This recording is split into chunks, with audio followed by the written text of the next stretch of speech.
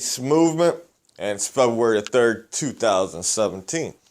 I've been gone a while, but we're back. Next few weeks, we're going to bring breaking news. We're going to do some deep research and a lot of stuff. Since a lot of stuff is happening every single day with our brand new president, with the world going into chaos, our economy, our weather, and this is the year of Fukushima. And this is actually breaking news, too, today about Fukushima. March 11, 2011, a 9.0 earthquake happened right outside of Fukushima, causing a 45-foot tsunami to destroy the power plant and crippled and went inland and killed thousands and thousands of people. It's one of the biggest disasters of all time since Chernobyl, but in all reality, the Fukushima power plant was built to be the world's biggest power plant since Japan is just an island. Fukushima power plant, one of those reactors, sustained enough energy that would be compared to Chernobyl. The reports are that 3 of them melt down, so that's 3 times the size of Chernobyl. And with Chernobyl, the Russians buried it underground and left the area. But with Fukushima, since it's on the edge of water, so it could be cooled down by the ocean, they cannot bury it. So they build walls and they keep on dumping water on it to cool down the rods that's inside. But each time the water dissolves down or reduces down within these containers, they add more water. So there's a very, very strong concentration of radioactive matter in those containers that if released in the future, it's not when, it's not how or how can you stop it, it's when. They cannot stop it.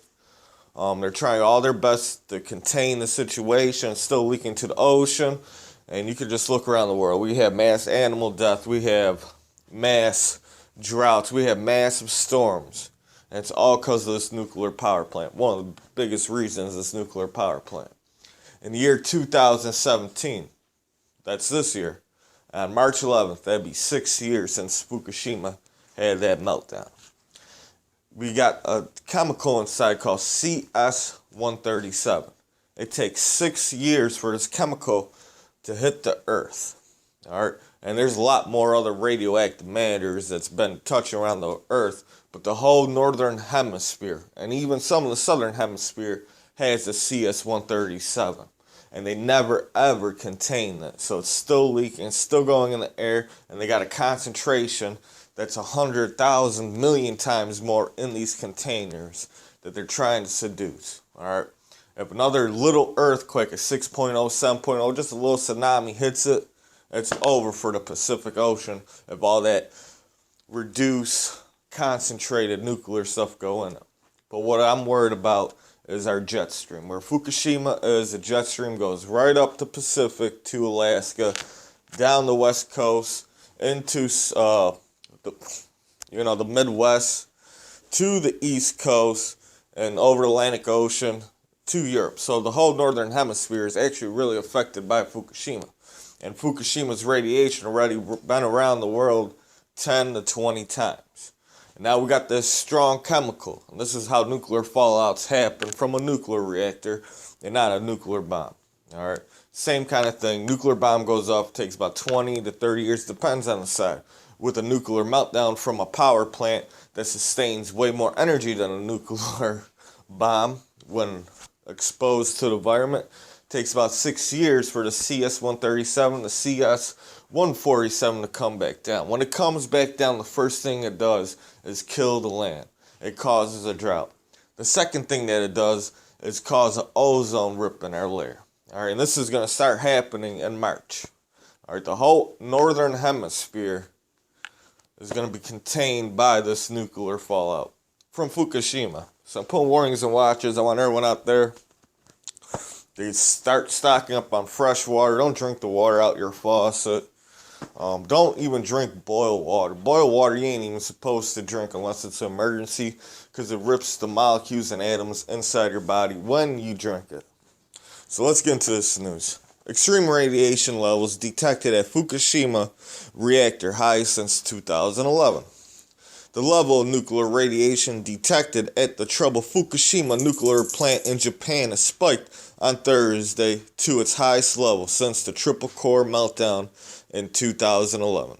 In March 2011, multiple reactors at the Fukushima Daiichi power plant spiraled out of control after a 42-foot tsunami overwhelmed the plant's seawalls, rendering the vital system used to cool the plant's 6 reactors unopenable. Ultimate fuel meltdowns occurred at 3 reactors, releasing vast amount of radioactive matters and resulting in the world's worst nuclear disaster since Chernobyl.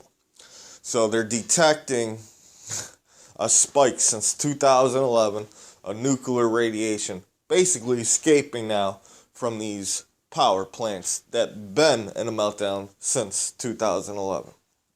Or what you guys don't understand, the reason it's at the highest since 2011 is that they just keep on putting water in these containers. And like I said, it's going to keep on reducing and concentrating this nuclear matter.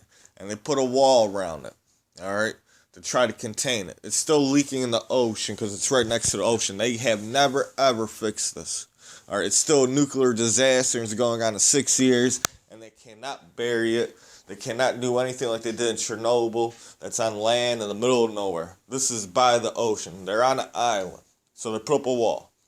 And all this water that they keep on dumping in these containers that hold these rods, these fuel rods that are nuclear active material, is keeping concentrating levels. The water is disappearing, but they put more water. So at the bottom of this, you got all this nuclear stuff that's just been concentrating. Now it's leaking out of it. That's the only reason that these spikes are high around it. All right, we already got radiation in our air that's about to come down March 11, 2017 to April. All right, CS-137, CS-147. There's a whole other materials that's about to come down on the whole northern hemisphere. We're going to see the worst droughts in the next few years. We're going to see the worst winter coming this year because of the nuclear fallout. So I want everyone out there to be prepared. I'm going to have these links at the bottom. You can go check out RSOE. It explains more in depth where it's at. And I'm going to pull this up because this is very, very, very important. All right, now if you go to nuclearnews.net, this is the World Organization for Nuclear News. All right, Fukushima, the gift that keeps on giving. All right, in this article, radiation from Fukushima has now officially entered the food chain. They're explaining from this leak going to the fishes in the water. All right, the fishes that do survive, that they do so. All right, you're eating nuclear material. All right, I want everyone out there to know that you guys are starting to eat nuclear material. So when you go to the store to buy fish, read the package, where they caught it. Don't eat nothing out the Pacific Ocean because of Fukushima. If it says Gulf of Mexico, don't eat no fish from Gulf of Mexico because of the BP oil spill. All right, and if you get any vegetables like strawberries, berries, all right, make sure it's not coming from Japan. All right, this is the No Face Movement. Please rate, subscribe, follow me on Twitter, Facebook, Instagram. We're going to keep up to date. We got a lot of breaking news. I want people out there to be ready. Just be ready because this is one of the biggest world disasters ever, this Fukushima. It's still going on. They can't contain it. Now, in these containers, the concentration of the nuclear waste is coming out and leaking out. It's entering our food chain, all right? It's going to enter our air, all right? It's going to enter our milk, our produce here in the United States of America because our jet stream. That's where the nuclear material goes, and it takes 6 years to come down because it's lighter than air. So it takes so long to come down. The cows that eat the grass that produce the milk that you eat the beef from is all going to be contaminated from this nuclear meltdown. All right, all your vegetables are going to be contaminated. All our rains and storms are going to be contaminated, people. So do the best you can, survive. And this is an effect that's happening right now in the northern hemisphere. Now, if anything ever happened again to Fukushima and it releases it, the whole world, including the southern hemisphere, will be affected. This is the movement. Till next time, facing off.